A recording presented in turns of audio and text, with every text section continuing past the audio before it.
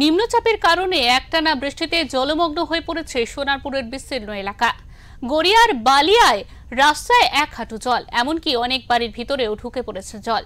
রাজপুর, সুভাষ গ্রাম, সোনারপুর, বোরাল, মহামাতলা প্রায় সর্বত্রই জল জমে রয়েছে। প্রতি বছর বৃষ্টির সময় এমনই ভোগান্তির শিকার হয় সোনারপুরবাসী।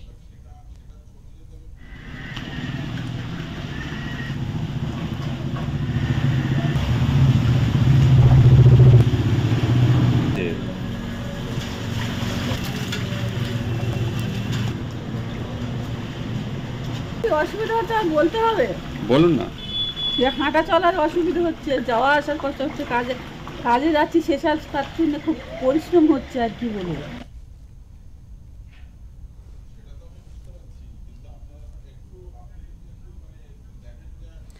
ইতিমধ্যে জল নিষ্কাশনের জন্য বিভিন্ন এলাকায় পাম্প বসানো হয়েছে, তবে জল নামতে কিছুটা সময় লাগবে জানিয়েছে পুরসভা।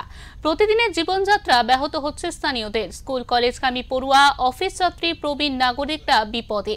ভোগান্তির শিকার এলাকাবাসীরা। পুরসভার পক্ষ থেকে নজরদারি চালানো হচ্ছে বলে দাবি, তবে বাসিন্দাদের অভিযোগ সেচ ব্যবস্থা ও নিকাশি লাইন সংস্কার না হওয়াতেই এই দুরবস্থা।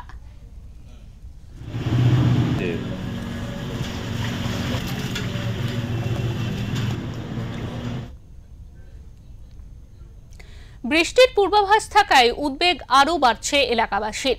এ বিষয়ে এক স্থানীয় বাসিন্দা সুশান্ত বারুই তিনি বলেন, নিম্নচাপের কারণে একটানা বৃষ্টি আর তার জেরেই জলমগ্ন এলাকা। জল সরানোর ব্যবস্থা করেছে প্রশাসন। এখনো 2 থেকে 3 দিন এই জল থাকবে। এর ফলে ভোগান্তির শিকার আমরা।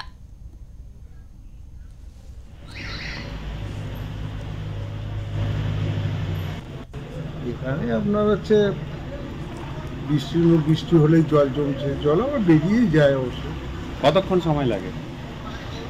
আপনার বন্ধু আজকাল থাকবে, আবার জল কমে যাবে। ভারী বৃষ্টি যদি না হয়? ভারী বৃষ্টি হলে তো কিছু বলার নেই।